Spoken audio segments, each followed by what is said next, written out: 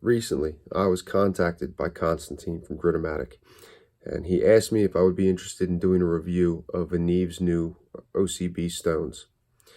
I said sure, that would be fine. Interested in checking out the product, doing the review.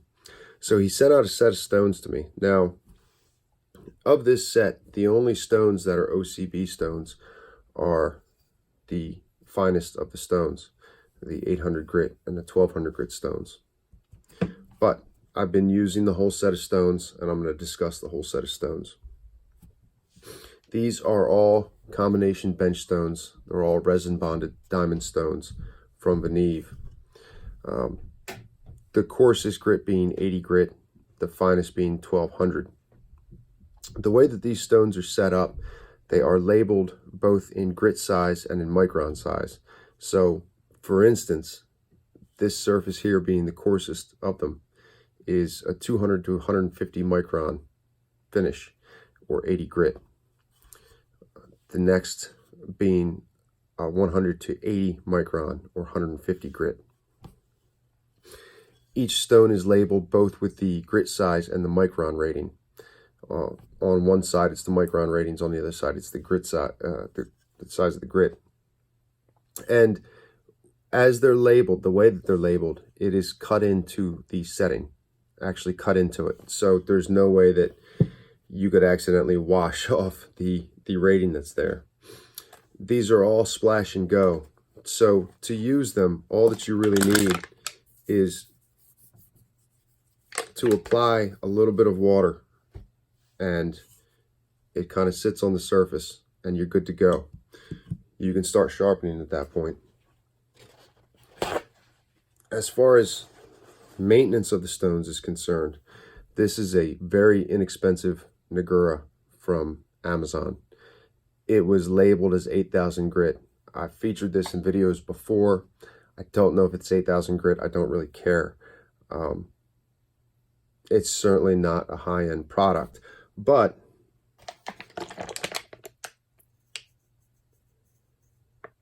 you can either soak it or just wet it. Really, you should probably soak it. I've just been wetting it lately, and this Nagura will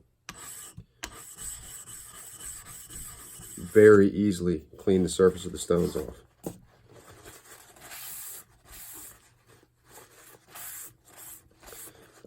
These stones do load as you use them.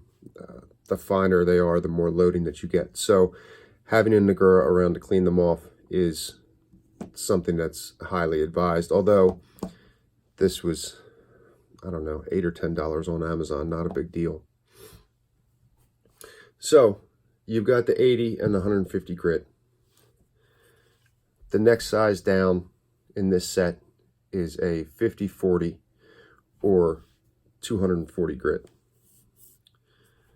After that, it's a 20 to 14, 400 grit. And then as far as the only stones in the mix that are OCB, you've got a 7 to 5 micron or 800 grit and a 2 to 3 or 1200 grit. Now, these grit ratings, while they may apply to some system, are certainly not universal. I mean, for instance, if you're talking about something like Sharpenings, a 1 micron is a 16,000 grit stone. Actually, the Sharpening 16K is a 0.92 micron stone. So if this is a 2 to 3 micron stone and it's labeled as 1200 grit, you're a ways off from that. But they give you the micron rating as well. So as I'm using these stones, I'm not thinking of this 1200 grit the same way I would another 1200 grit. That's really not what I was concerned with. I was really concerned with the performance. I want to see what's there, and then I'll know how the stone sits in my mind as to how it should be used. I have used these on a number of steels in a number of sharpenings, and the performance that I'm seeing is outstanding. I've been very pleased with what I'm finding. The first steel that I wanted to use them on was HAP 40. This is a Spyderco Delica in HAP 40. This is a knife that I picked up with high hopes for the model, and it has always seemed as if it is ground wrong, as if it's not ground symmetrically. So it's just a Wharncliffe. It's no big deal to sharpen, but when I sharpen it, one side comes up different than the other. I have compensated for this in the past and done sharpenings where I made up for the angle difference, but consequently, I always just kind of thought of this as a bench knife, and that's how I use it. Now, that being said, it's still very functional. It's fine. I'm not that concerned with it. And the Wharncliffe Delica is an extremely functional model. I mean, I really make great use of this. And maybe at some point I'll start carrying it, and that'll be what it is. I do enjoy the model very much, given the use that I throw at it. But I thought HAP 40 is a nice middle carbide content steel, decent hardness. Like I said, the carbide content is kind of in between, nothing and extremes. And I know that HAP 40 favors diamond sharpening. You can do it without diamond, but again, if you're using diamond, it's a different world with HAP 40. So I thought that this would be an appropriate first choice. For this knife, being that it's ground funny, I oftentimes reprofile it, and I haven't had it that long, but I've taken off a significant amount of steel already. It's my knife. That's my choice. I'm going to use it how I want to. I'm just making the point. So with this, I started with the 80 grit. I wouldn't normally start with an 80 grit stone. That's extremely aggressive, but I wanted to get some use in with these stones, and I wanted to do it with a real steel. I didn't want to use an Opinel or something where the fact that they're diamond isn't even necessary. Starting in on the 80 grit, I reprofiled the edge. I straightened it out, formed an apex, found burr formation. I thought that it would be good form to take pictures as I move through at least one of the sharpenings that I was going to document in this video. So under a microscope, I took a picture of the 80 grit edge. After the 80 grit, I moved on to the 150 grit. I worked with that. The cutting speed is very fast. The performance, the stones feel very good in hand. The weight of them is good. I mean, they were very nice to be using. After the 150 grit, I moved on to the 240 grit stone, the 5040. Now, this is really where I'm getting realistic about what I'm doing. It's unless I'm reprofiling something, and even then, I usually would use something in the range of a coarse DMT, which is 320 grit. But for me to be working with an 80 grit and a 150 grit, again, that's extremely aggressive. 240 is plenty for a normal sharpening for what I'm doing.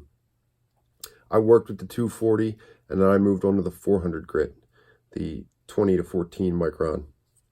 I worked with that 400 grit. The edge was coming up. Apex formation was fine. It was happening fast. After that, I moved on to the 800 grit. I worked with that. Loading happens more. You need to stop and take time to clean the edge off more, but it wasn't a problem. It cleans off just as fast as it loads. And after the 800 grit, I moved on to the 1200, the 3 to 2 micron. What I found was really interesting working with that final stone, that 1200 grit. Venev put out their resin bonded stones before. A lot of us got them. We used them. It was fine. They gave good results. And especially for what I was using the 1x6s. I don't have to have bench stones to sharpen freehand. So that opens me up to using, smaller stones. In some cases, like this 10K Suhiro or 20K Suhiro, stones that would be, if they weren't available in a 1x6, they would be out of my price range. With the Venevs, in the past, I got the 1x6s and used them because they were smaller and they were less expensive. So it opened me up to using those products. The problem with the old Venevs was that the binder was too hard in the stones. So their 2000 grit stone was said to be a 1 micron stone. The size of the abrasive in the stone was 1 micron. Problem was, when you got it and you used it, you didn't come up with a 1 micron finish. I mean, it didn't come off that way on the edge. it was cloudier than that. The scratch pattern seemed different than that. And it turned a lot of people off to the stones. Funny thing, with these OCB stones, they made a change in their binder. It doesn't apply as much to the coarser grits, but in the finer grits, it does make a difference. What I found when using the 1200 grit stone is that I really was getting a 2 to 3 micron edge. I mean, and I included the pictures here, but I can tell with the knife in hand. I mean, I'm very familiar with what a 1 micron edge looks like, or a 3 micron edge, what that would look like. In most cases, I'm probably more familiar than the next guy. So when I used this stone, the 1200 grit, and I saw what was coming up, I was a little bit surprised. The stone functions wonderfully.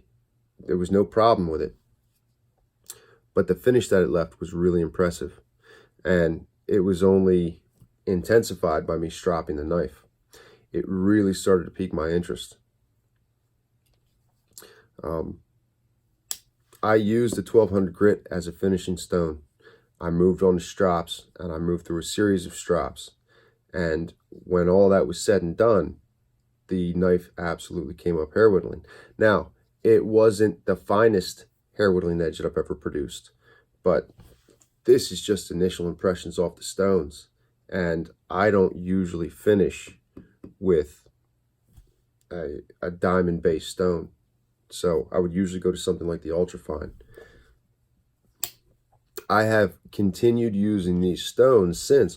One of the knives that I used them on was a Spyderco Native fluted carbon fiber in S90V. I wanted to see what these stones would do on a 10V class steel. I thought that S90V was an appropriate choice, and I wanted to see how they would polish S90V. I wanted to see what would go on with it.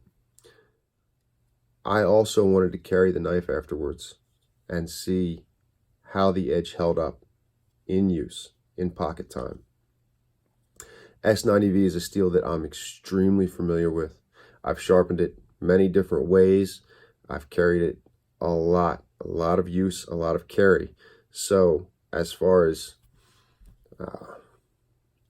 field testing the knife, as far as, you know, if you will, reports from my own experience, my own time with the knife in hand, I've got a lot of that when it comes to S90V, more so than the HAP 40. The edge retention, the edge longevity that was coming up was outstanding. The edge that S90V took was impressive as well. I mean, the polish that it took was great. It was phenomenal. I was very pleased with it. With S90V, I started with the 240 grit, moved on to the 400, then the 800 and 1200, and then a series of strops. The edge came up hair whittling sharp. It was really no problem. The knife sharpened very well, and I was very pleased with it. But in carrying the knife afterwards, the edge longevity that I got was also very nice, and that was a really important factor for me. I wanted to see how the edge would hold up. After that, I really wanted to take it up a step. I kind of got lucky with timing here. It wasn't something I planned out, but this is a Spyderco Native in S110V. It's been reground by Big Brown Bear. I asked him to thin it out for me. It had been overused and over sharpened, and I wasn't getting any use with the knife. I wasn't going to get any use with the knife. I didn't ask him to take it as thin as he did. He made that choice on his own and surprised me with it. In him sending the knife back to me, it was 4 thousandths behind the edge. So S110V taken down to 4 thousandths behind the edge and a 30 inclusive bevel. It's fair to say that this is a specialty grind, and it's meant for the right type of user. That's what Big Brown Bear would tell you. I don't think that he's wrong. I was excited to get the knife in hand and get some use with it. In doing so, it didn't take me long before I wanted to sharpen the knife. I wanted to go down that road with it. But with an edge this thin, this tiny, I didn't want to use DMT plates. I didn't want to use any plates. With plates, the diamonds sit on the surface, and it's more aggressive on the edge. So if you're talking about something like a 320 grit diamond plate and an edge that's this thin, 4 thousandths behind the edge, it just seemed like a bad idea to put this onto a plate. I wanted something more subtle, and I thought that the resin bonded stones from Venev might really fit the bill. I have sharpened this a handful of times on these stones already. Usually starting with the 240 grit, moving on to the 400 grit, making my way down to the 800 grit, and then the 1200 grit. These stones are doing excellent on S110V. And S110V is a steel that is, as far as sharpening is concerned, it's unforgiving. I have a lot of experience with S110V. I've got a lot of time with steel on the stones when it comes to S110V. And these stones are doing an excellent job with the steel. I've been very pleased with it. Now, this bevel is so thin, it's almost, you know, if you mirror polish it, it's almost impossible to see it. But it's doing a very good job. And it seems like each time I sharpen the knife, it's getting sharper. I don't know if that's a matter of fatigued steel, or the other possibility is this bevel is so thin that when you go to sharpen with it, you can't. Normally, I move the knife until I feel the bevel go flush against the stone. I mean, I can actually feel it flatten out. It kind of taps the stone when it gets flat. I can't do that with this. So when you sharpen a knife this thin, it is completely either by eye or by muscle memory as to the angle you should be setting on the stone. So it's possible that over the course of the first few sharpenings, I was really setting that angle, finding a consistency in how I was setting it to the stone. Because again, I couldn't go off the feel of the bevel hitting the stone and being flush. I found myself going straight from the 2 to 3 micron to a 1 micron strop, which I would never do with S110V. But with these stones, it seemed like the appropriate move, and I was getting better results that way. Working with a 1 micron strop, and then moving to a 1/4 micron strop, and finishing with a 1/10 of a micron strop. The edge that was coming up at that point is, well, it was so, the last time I sharpened it, it was so sharp, it fought whittling the hairs. I really had to be subtle in my approach to the hairs in order to keep the knife from blowing right through them. But the results are outstanding, and I'm very much enjoying this set of stones. These are different than the vitrified diamond waterstones. Resin bonded it's kind of a different thing. They are splash and go. They are wearing very, very slowly. I haven't had any issues with flatness with the stones. If I was going to, I would flatten them using a silicon carbide on a flat surface, but it hasn't been an issue at all. Quite frankly, I didn't even check to see how flat these were. I just started sharpening. I mean, I just kind of jumped right into it. So, you know, you hear about people getting stones from Venev and checking them and them not being perfectly flat, and people getting really, really hung up on that. Here's the same thing about the Spyderco Ultrafine. As long as it's not drastic, I really wasn't all that concerned with it. I was more concerned with getting steel on a stone and sharpening, using it, and seeing what I thought. But at a glance, I don't see any issues. I had heard about Venev having some quality control issues, and that they corrected that. They made the necessary changes. So hopefully with their products, that's what we continue to see. I know that that seems to be what I'm seeing with these. So The set is very nice. The prices are not outrageous. It's not crazy. The amount of stone that you get is about 2 millimeters, which this wears slowly enough that it's going to last a very, very, very long time. I mean, I've had DMT stones, DMT plates last for years, and that's one single layer of diamonds. This is several millimeters of diamonds. So I don't expect these to wear out anytime soon. I haven't seen any kind of dishing. And again, they are easy to clean with a basic Nagura on Amazon. Not a big deal. So it is an excellent product, and I was happy to do the review, and I'm looking forward to using these stones more and seeing where things go with it.